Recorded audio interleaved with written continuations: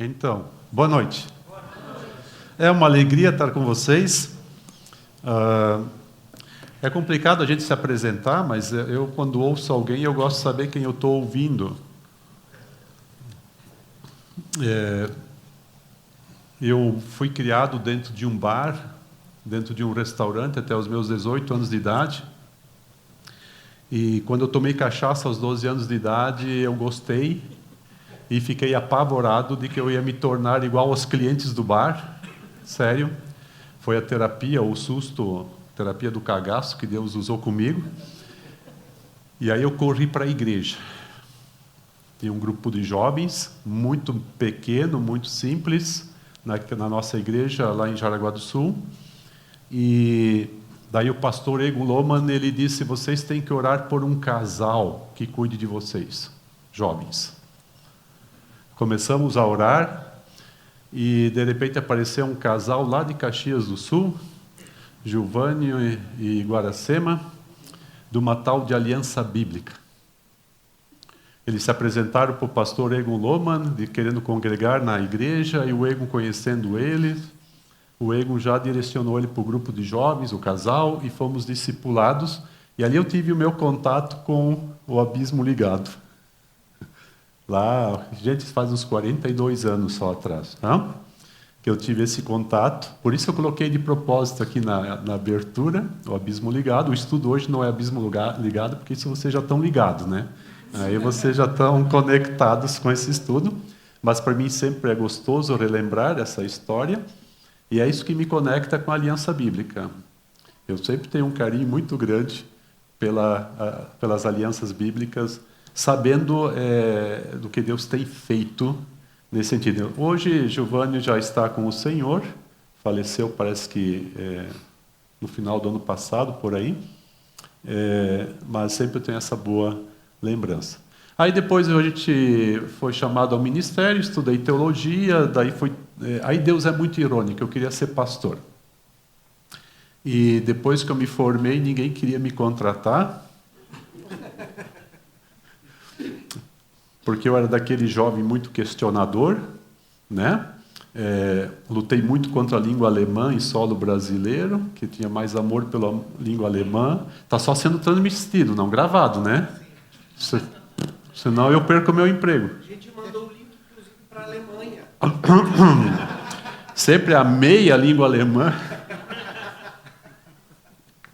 Bom, não fui contratado, e quem me contratou foi uma comunidade terapêutica na área da dependência química.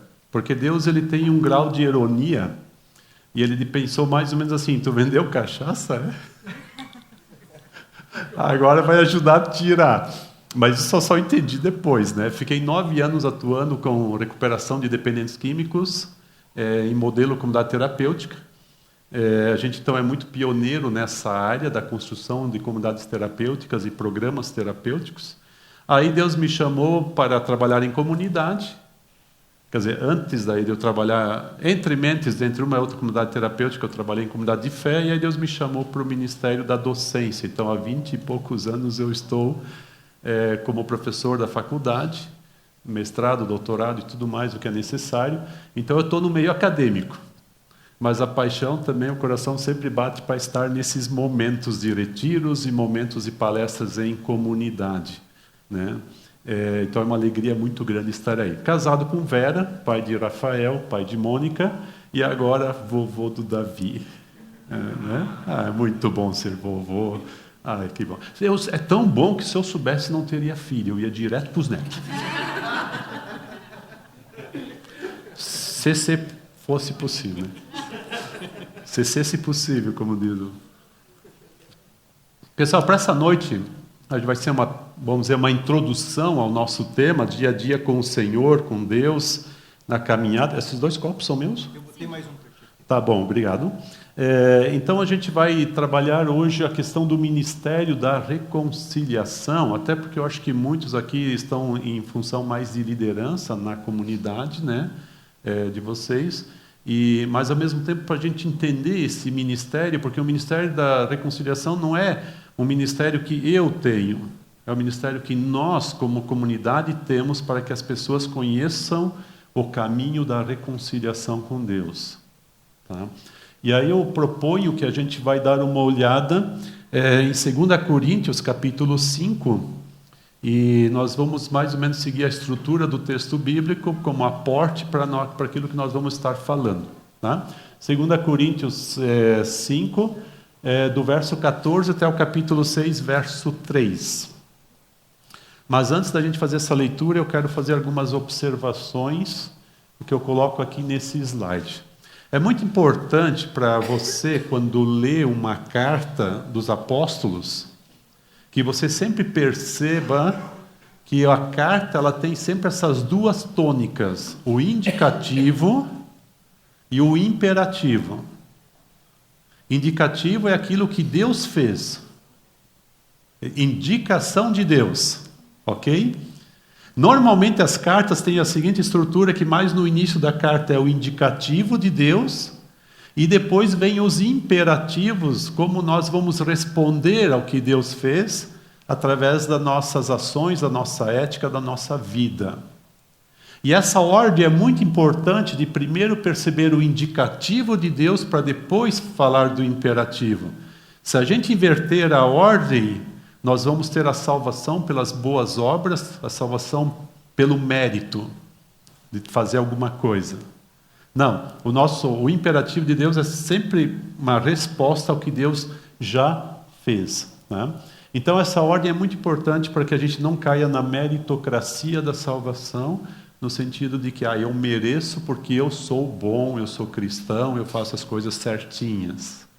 Não, a gente vai fazer as coisas que Deus manda fazer como gratidão e como resposta ao que Ele tem feito por nós. Dito isso, eu vou ler esse texto, então, começa no versículo 14 do capítulo 5. Eu leio num fôlego só e depois a gente vai trabalhando os versos bíblicos. Tá? Eu vou ler na tradução do Almeida, você ali acompanha na tradução que você tem. Pois o amor de Cristo nos constrange, julgando nós isto: um morreu por todos. Logo, todos morreram. E ele morreu por todos para que os que vivem não vivam mais para si mesmos, mas para aquele que por eles morreu e ressuscitou. Assim que nós, daqui por diante, a ninguém conhecemos segundo a carne, e se antes conhecemos a Cristo segundo a carne, já agora não o conhecemos deste modo. E se alguém está em Cristo, é nova criatura, as coisas antigas já passaram, eis que se fizeram novas. Ora, tudo provém de Deus, que nos reconciliou consigo mesmo por meio de Cristo e nos deu o ministério da reconciliação, a saber, que Deus estava em Cristo reconciliando consigo o mundo, não imputando aos homens as suas transgressões, e nos confiou a palavra da reconciliação, de sorte que somos embaixadores em nome de Cristo, como se Deus exortasse por nosso intermédio. Em nome de Cristo, pois, rogamos que vos reconcilieis com Deus. Aquele que não conheceu o pecado, Ele o fez pecado por nós, para que nele fôssemos feitos justiça de Deus. E nós, na qualidade de cooperadores com Ele, também vos exortamos a que não recebais em vão a graça de Deus, porque Ele diz: eu te ouvi no tempo da oportunidade e te socorri no dia da salvação, eis agora o tempo sobremodo oportuno, eis agora o dia da salvação. Não dando nós nenhum motivo de escândalo em coisa alguma, para que o ministério não seja censurado. Num fôlego só, esse texto tão rico, cheio de detalhes importantes. Tá? Eu só quero também chamar a atenção, você que está tomando nota, o que aparece no slide não precisa anotar, porque eu vou transformar em PDF e nós vamos partilhar com todos. Né? Coloquei todas as palestras no mesmo slide para fazer isso. Agora, alguma frase que eu digo que não está ali, você vai anotando. Isso aqui eu anoto, depois eu comparo com o slide para fazer a memória daquilo que nós estamos falando. Tá? Essa é a minha dica. Então, não precisa gastar caneta com o que está ali, só com aquilo que a gente vai colocando de forma mais livre. Né? Então, no capítulo 5, verso 14, nós temos o conteúdo central. Ele morreu por todos. Vamos aprofundar isso quando nós chegarmos no verso 21. Mas aqui nós temos o conteúdo central do texto. No verso 15 nós temos o propósito, não viver para si, mas viver para Ele. Não é? Então Ele morreu por todos para que os que vivem não vivam mais para si mesmos, mas para aquele, né, que por eles morreu e ressuscitou. Aqui talvez é o nosso primeiro ponto fundamental, como agora um certo imperativo do indicativo. O indicativo é, ele morreu para todos. Salvação. Ok. O único que não pôde viver para Cristo e foi para o céu, lembra quem? Tem uma pessoa na Bíblia que não pôde viver para Cristo e foi salvo. Alguém lembra? Vamos lá, pode falar. O ladrão na cruz. Pensa num cara sortudo. Porque o cara, para morrer na cruz na época, ou era jogo político, como foi a situação de Jesus, ou era bandido mesmo. Então o cara era daqueles que tinha matado pessoas, aquele, né, talvez algum tipo de revolucionário, alguma, né? O cara é mala. Na cruz, antes de morrer, Senhor, lembra-te de mim. Ainda hoje estarás comigo no paraíso. Cara, eu digo sortudo, ele não precisou descer da cruz. Tipo, Senhor, dá um tempo aí para eu te servir, fazer as coisas. Não, ele morre e é salvo. E claro, se uma pessoa que entende o Evangelho na hora derradeira, uma pessoa que entende o Evangelho é teimoso, mas o Espírito Santo lhe converte esse coração antes da morte, também não tem mais tempo para servir. Mas o padrão é que quando a gente conhece a Cristo, e a gente entende, e nós vamos aprofundar melhor o que significa a morte dele na cruz, o propósito é viver para Ele, e não mais para si mesmo. Né? Então, a vida autônoma, a vida sem Cristo, vai perguntar sempre o que eu ganho com isso.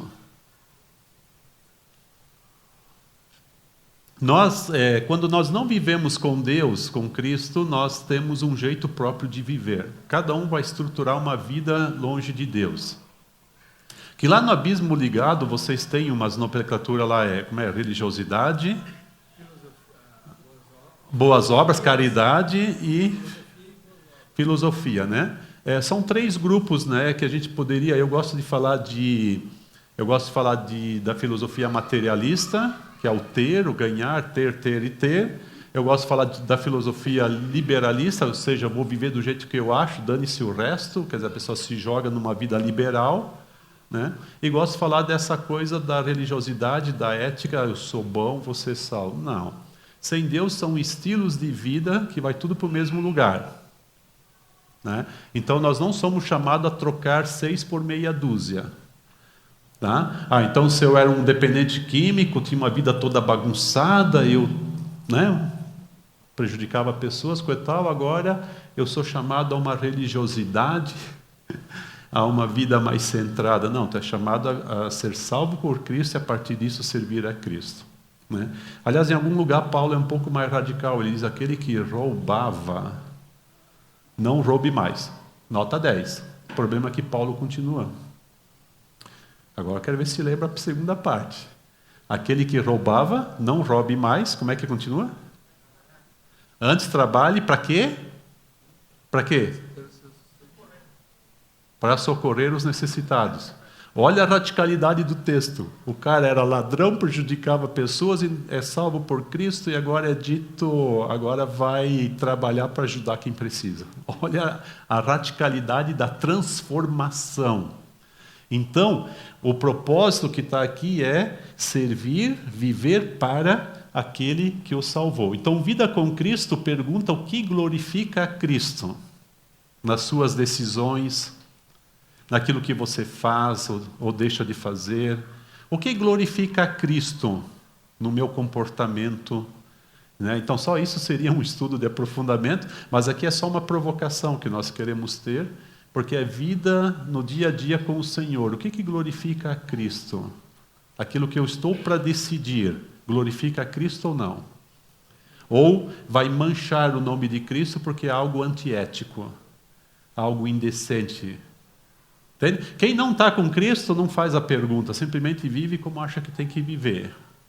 Mas quem está com Cristo agora tem uma nova pergunta: isso que eu faço glorifica a Cristo ou não?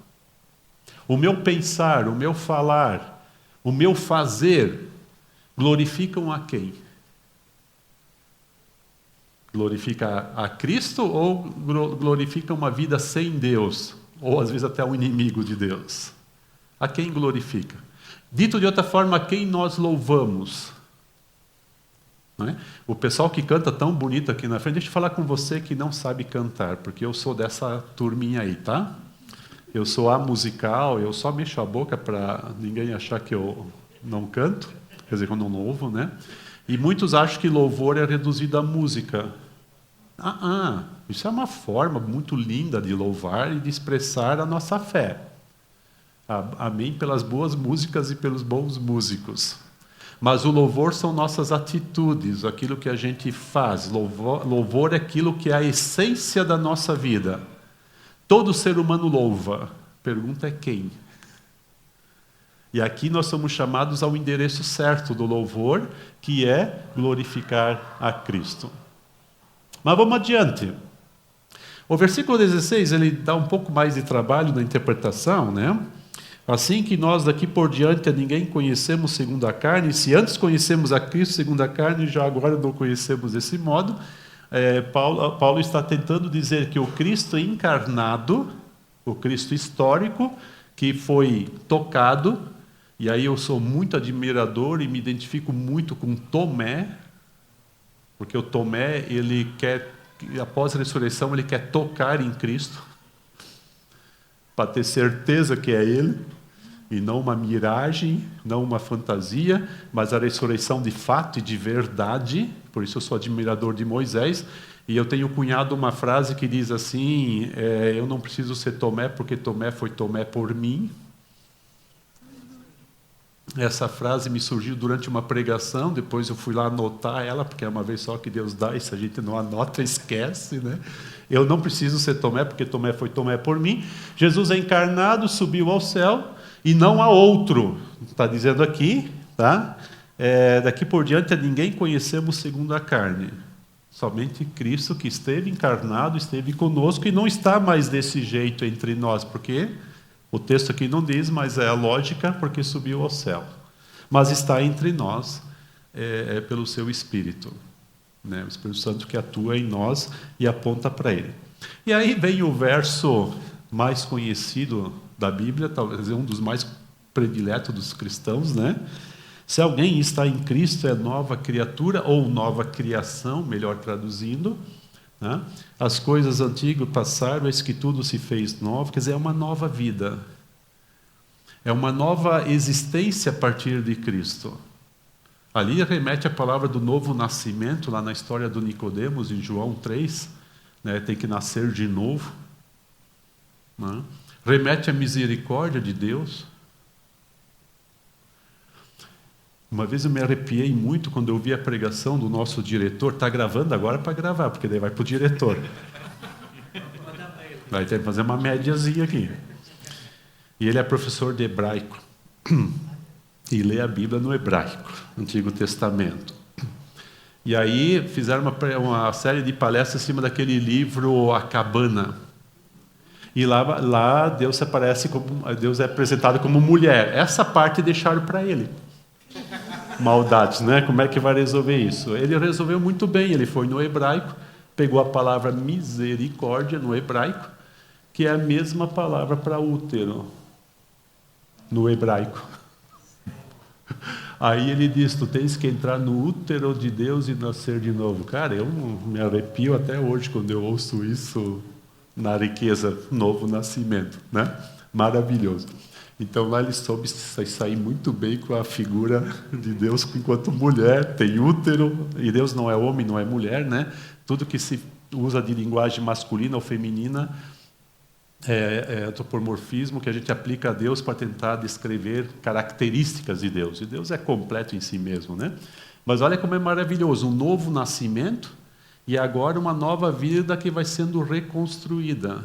E eu digo reconstruída não na perfeição, porque nós ainda estamos nesse mundo que nos agride, que nos atinge, nós temos a nossa natureza pecaminosa, tá? Quer dizer, a gente tem as nossas lutas, mas é uma nova criação no sentido que é uma perspectiva desse relacionamento com Deus, e nessa pergunta anterior que foi feita, a quem a gente glorifica. E as coisas vão se encaixando nessa caminhada com o Senhor. Tá? Então a gente sempre está no recomeço com Ele, e essa chance de recomeçar com Ele. E a eternidade daí será completa. Porque quando nós morrermos, nós vamos para a ressurreição. E na ressurreição a natureza pecaminosa não ressuscita. Entendeu? Gente, nós vamos ressuscitar sem a nossa pecaminosidade. Isso é céu. Imagina se nós aqui não tivéssemos pecado, nossa natureza pecaminosa. Imagina se todos nós fôssemos como Jesus Cristo. Isso é o céu. Eu acho maravilhoso. Não consigo nem imaginar uma sociedade sem pecado. Né? Falasse da maldade como está crescendo, né? O céu é exatamente a eliminação do pecado. Aqui de forma provisória, de forma inicial, e na eternidade de forma definitiva. Mas essa nova criação já é essa busca por a vida de santidade junto ao Senhor, num estilo de vida que promove a vida, porque nós estaremos com o Senhor da vida. Né? Então, novos valores, nós vamos ver Deus a partir do amor dele, e não ele com chicote na mão. Tá?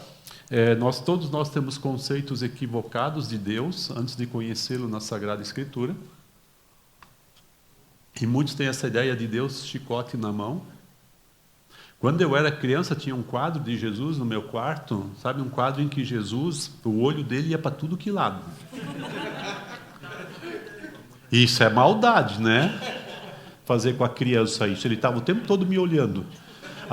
Sério, o arquétipo, a imagem que eu levei de Jesus é que Jesus é chicote na mão. Tá? Isso foi muito penoso para mim me livrar depois dessa imagem de Jesus. Né? Uma imagem errada que não é da Bíblia. Então, nós vamos ver Deus a partir do amor dele, vemo-nos como amados por ele e não frutos do acaso. Cada concepção é Deus assim, torcendo e dizendo, uau, mais um ser humano. Não interessa a circunstância. Né? Se foi dentro do padrão que ele estabeleceu ou não, cada ser humano é uma preciosidade para Deus, assim que... e aí a gente descobre isso, e isso nos traz um novo significado de existência. Não importa as circunstâncias que eu fui concebido, não importa o ambiente que eu fui criado. Né? Amanhã eu quero contar um pouco a história do Léo, se eu esquecer vocês me lembram. O Léo é um estudante nosso que está se formando agora, ele passou por muitas mazelas, não importa. Deus é apaixonado por ele. E assim por nós, no sentido de amor e de dar a sua vida por nós. Né? E agora nós vamos ver o próximo com os olhos de Deus e não como pessoas descartáveis. Veja só que essa nova criação nos atinge na relação com Deus, nos atinge na relação conosco mesmo e nos atinge a forma como a gente vê o outro. Nós estamos na sociedade do descartável. E seres humanos estão sendo descartáveis porque esse é o padrão de relacionamento que as mídias sociais estão nos ensinando. Não quer mais, deleta, né? É muito like e dislike. Que nojo que eu tenho. Cara, é ser humano cada um que está diante de você. Tu não pode descartar alguém se tu é nova criatura, porque Deus não te descartou. Veja que sempre o padrão do acolhimento de Deus dá um padrão para continuar a nossa caminhada com Ele. Né? E alguns exemplos disso, né? O homem que vivia nos sepulcros, possesso, agredia a si mesmo e correntes não prendiam ele. Jesus vai e liberta ele, depois ele está vestido, arrumadinho, junto com Jesus. E não larga no pé de Jesus, né? O Zaqueu, aquele cara cobrador de impostos, um cara que A gente poderia fazer um comparativo com alguns de hoje na corrupção, mas não vamos levar para esse lado a palestra, mas que a gente fica, né? E pior que Jesus ia jantar com o cara.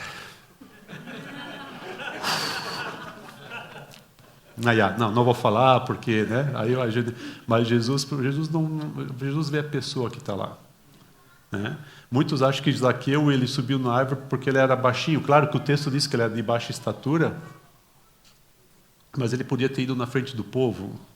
Só que existiam os zelotes armados também para matar publicanos e romanos. Então ele não é bobo, ele sobe na árvore e Jesus vai lá, desce daí que eu preciso ficar na tua casa. E o Nicodemos, para quem assiste aquele seriado, José, é muito bom. Eu acho bonito. Lá tem algumas licenças poéticas que a gente tem que dar, mas tem uma que eu não dou para o seriado. Eu fico revoltado. É quando tem aquela cena do Nicodemo chorando atrás da parede. Aquilo não dou nem por licença poética. O jovem rico seria esse cara. Mas o Nicodemos vai no final do evangelho tirar Jesus da cruz, junto com José de Arimateia. E o crucificado, no contexto da época, era jogado para os abutres comer. Não tem túmulo para crucificado. José de Arimateia, um homem rico, por que eu sei que ele é rico? Porque ele teve acesso a Pilatos. Não é para qualquer um, não. E o Nicodemos vão na presença do Pilatos pedir o corpo de um crucificado. Olha a coragem dos caras. E aí eles colocam num túmulo que nunca tinha sido usado. Porque Jesus viveu pobre até o dia da morte.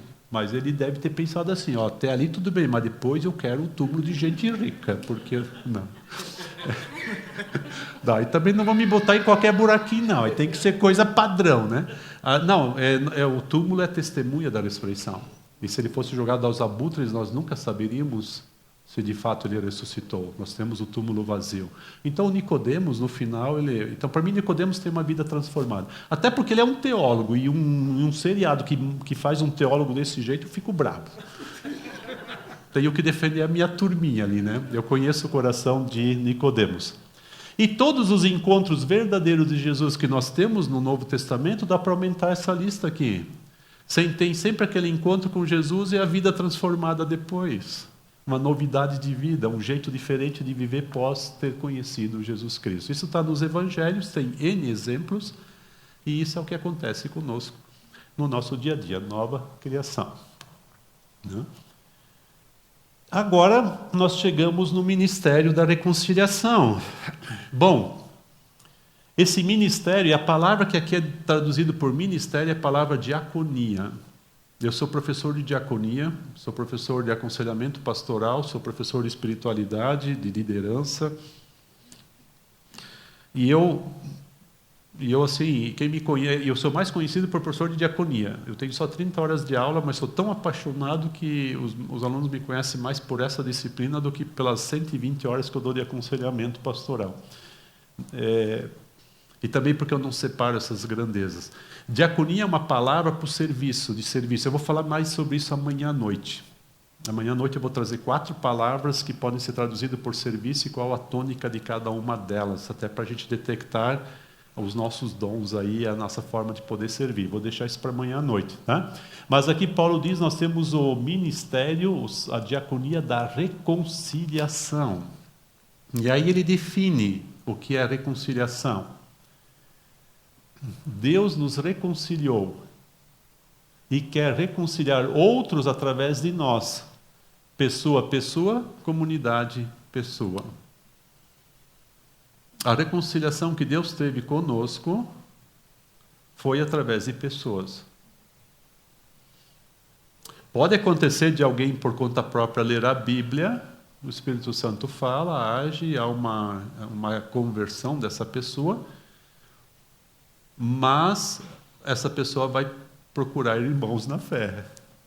Não vai viver sozinho. Não existe espiritualidade individual no sentido só eu com Deus e dane-se o resto. Isso não é bíblico. Então Deus usou pessoas para que a gente conhecesse o seu evangelho. E eu acho que cada um aqui pode contar da sua história, como é que você chegou aí.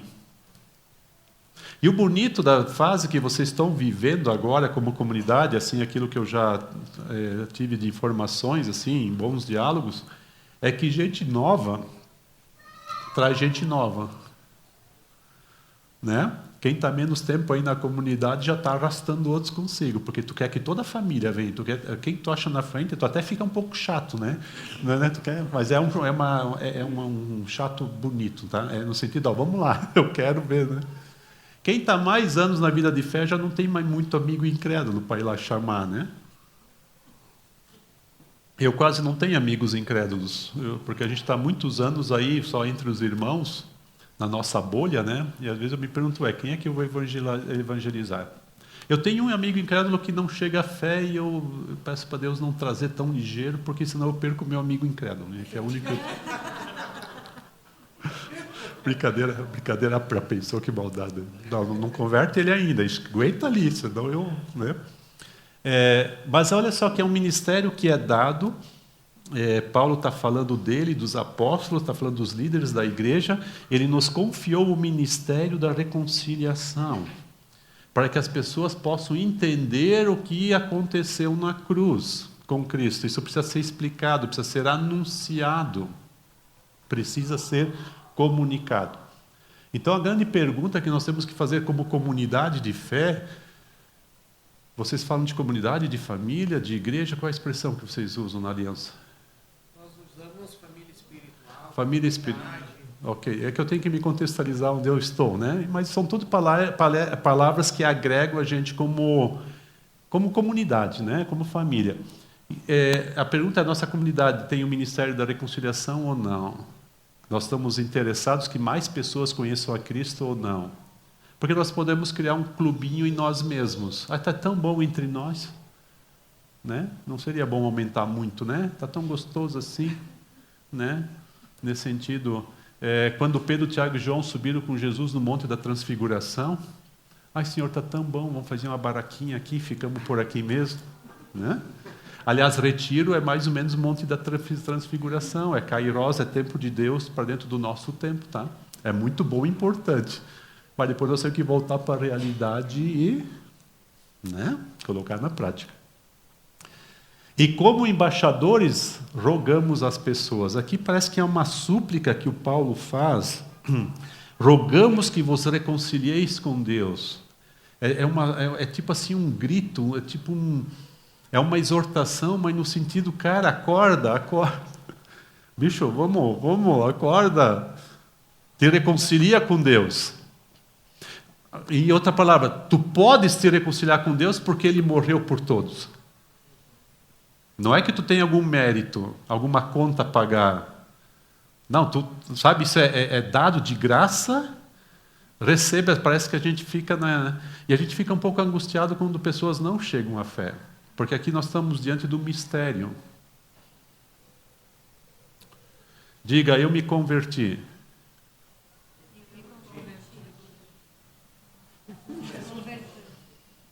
Essa é a frase mais errada que os cristãos dizem. Eu não me converti. Deus me deu uns petelecos, bicho.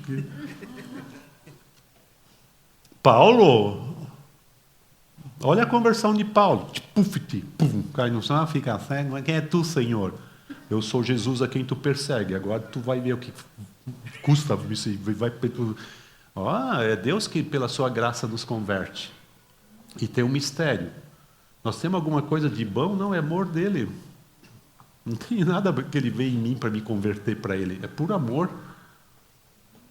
O meu destino que estava traçado, eu era para ser alcoolista. Gostei de cachaça, tenho certeza. Nunca me embriaguei na minha vida, mas porque Deus não permitiu. Não. Mas se não fosse Deus, onde é que eu estaria hoje? Onde é que você estaria hoje? Então nós oramos, intercedemos pelo outro e suplicamos, ou seja, a gente faz de tudo para que o outro possa entender. Esse é o nosso papel. A conversão é papel do Espírito Santo, é papel de Deus. E eu às vezes não entendo que quando a gente explica bem o Evangelho e pessoas não chegam à fé. Um dia lá no Serene, onde eu trabalhava com dependentes químicos, eu estava um dia muito brabo, assim, eu estava aquele dia nervoso, vontade de pular no pescoço de um. E aí eu fui fazer uma mensagem para a gurizada, e eu disse, quando vocês morrerem, o que vocês vão dizer para Deus? Que vocês não sabiam? Vocês vão dizer que o Rolf não explicou direito? Digo aqui, vocês colocaram no meu depois. Não foi assim, mas foi assim, bem de brabeza mesmo. E depois, quando terminou a reunião, um cara me parou na porta assim e disse: Rolf, tu quer dizer, bicho, que eu não tenho, desculpa mesmo, não tenho... Cara, tu está aqui na tua 4ª internação, ouvindo a palavra de Deus todo dia, tu vai dizer o quê? Sai. No outro dia ele veio no meu escritório: bicho, eu tenho uma coisa para te falar, mas tu não ri? Fala aí, eu já estava me segurando para não rir, né? O que foi? Bicho, eu me converti, mas tu não ri, tá? Tipo assim, ele sentiu. Mas é real. O drama de um pregador, e é o teu drama como testemunha de Cristo, é que pessoas vão entender o Evangelho e não vão entregar a vida a Cristo, vão se tornar incrédulas. O incrédulo é aquele que entende o Evangelho e não crê. Os demais são desconhecedores do Evangelho.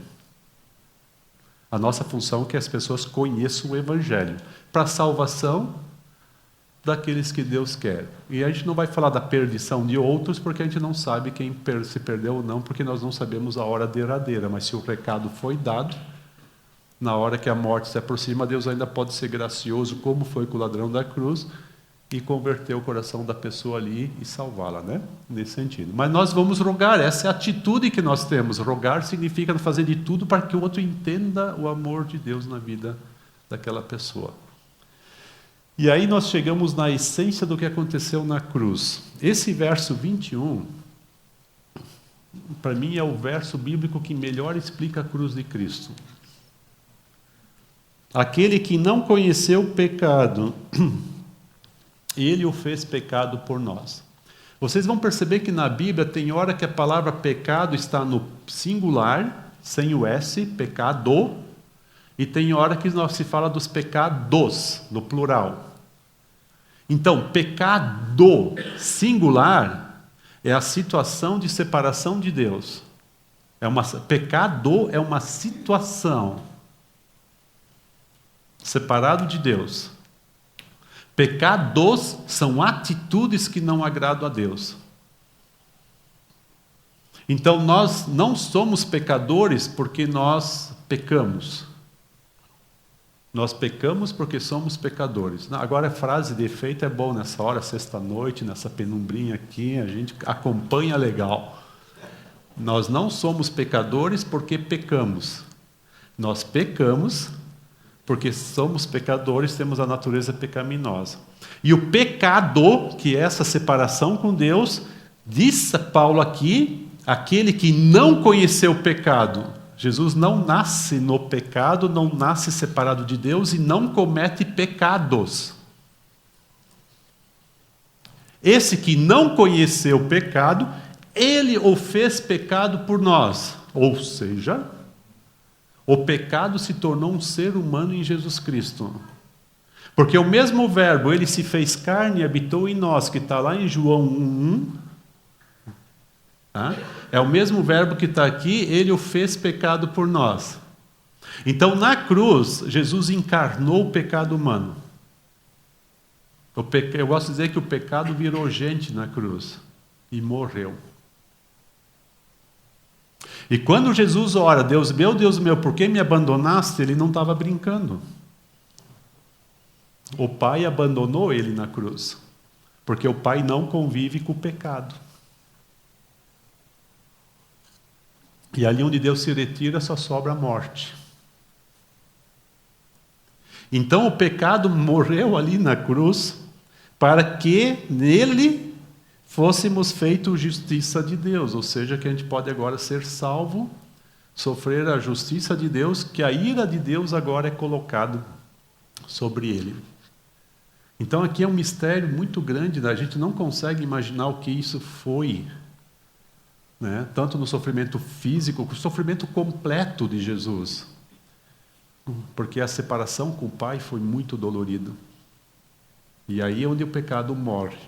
Por isso ele morreu, diz lá no 14, morreu por todos. Todo ser humano tem a salvação ali, se reconciliar com Deus pela cruz. Diego, vem aqui, já que tu é grandão, vamos ilustrar um pouco isso aí. Diogo, é que o meu missionário lá é Diego, tá? Lá onde eu né? Meu pastor é Diego. E aí eu tenho que sempre acostumar. Vamos imaginar que ele é Jesus. Sem ofensa.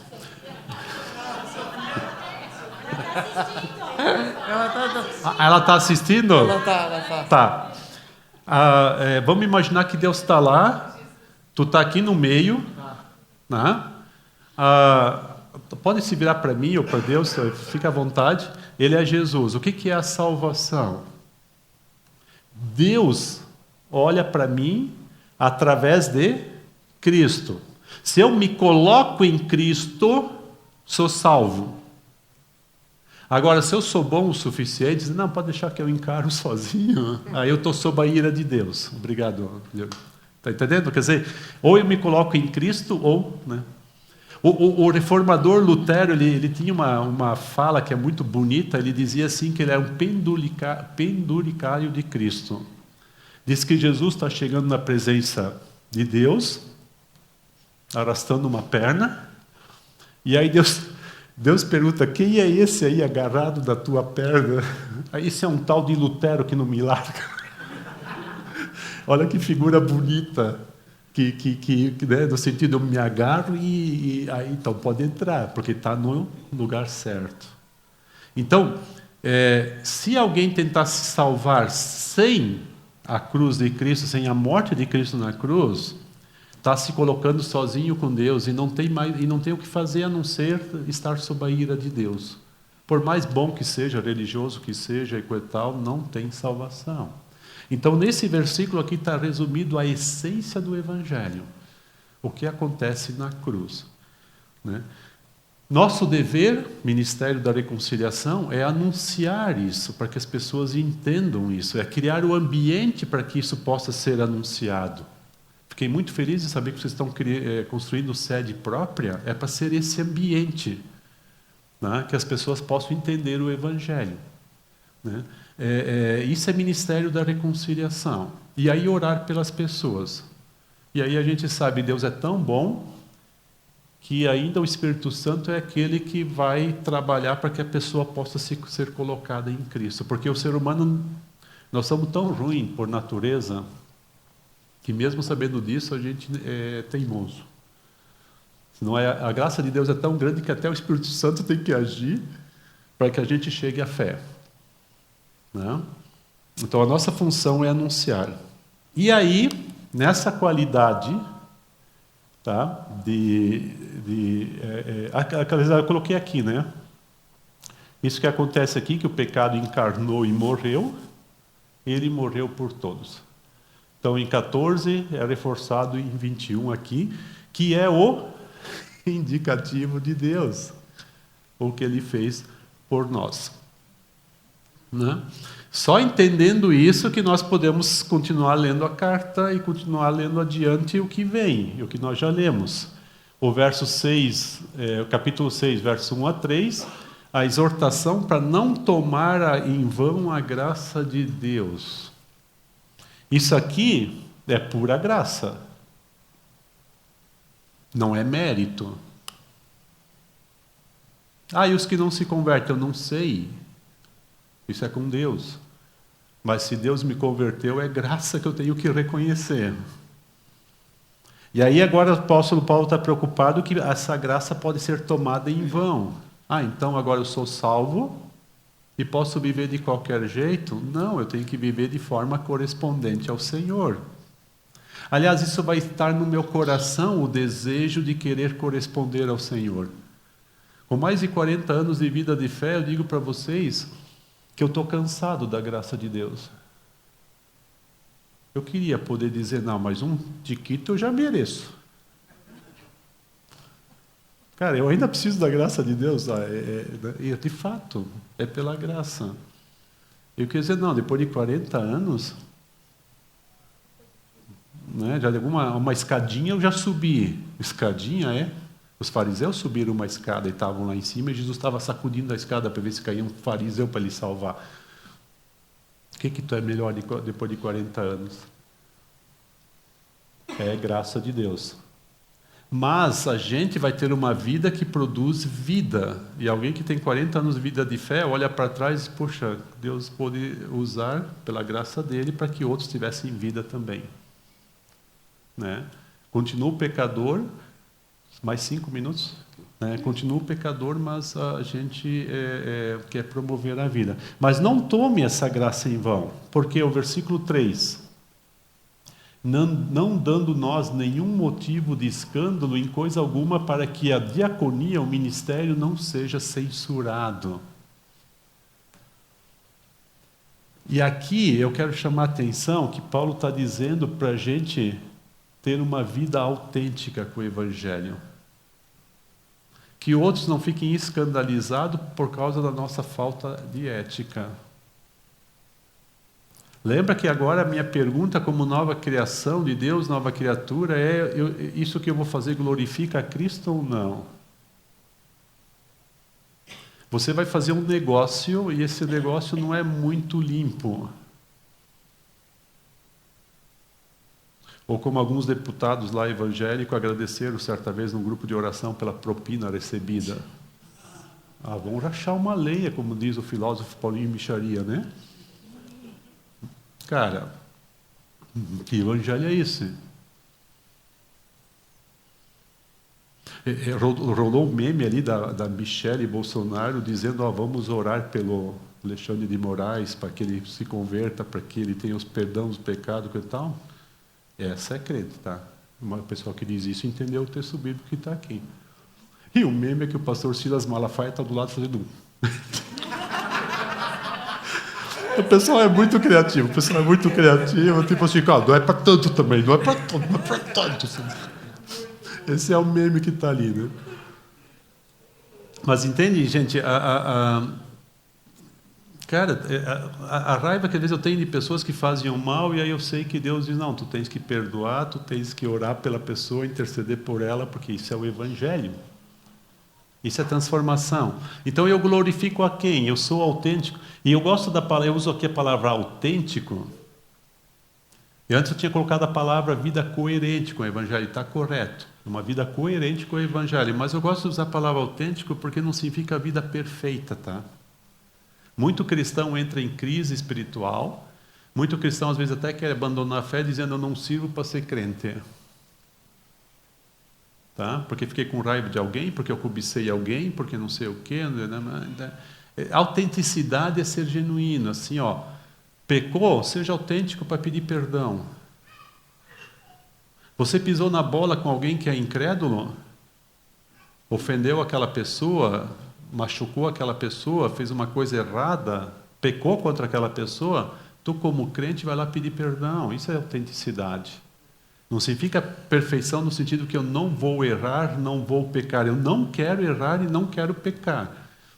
Mas quando isso acontece, a autenticidade é dizer, bom, agora eu vou resolver o que foi feito.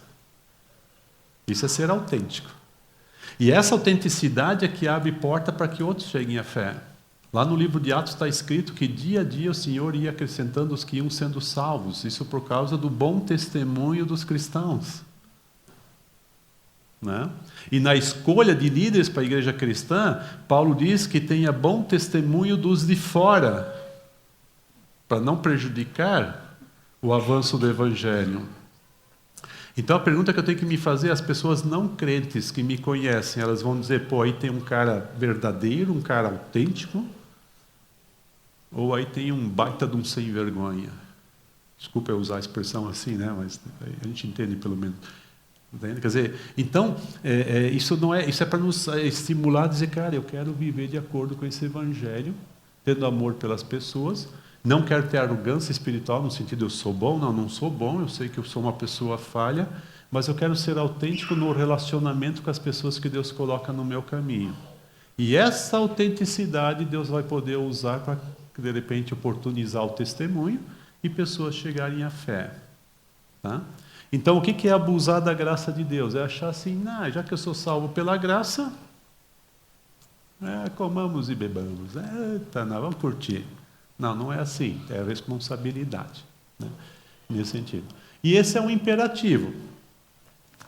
que está nesse texto. Mas o imperativo ele é precedido pelo indicativo. Nunca o contrário. Então, o libertador é isso.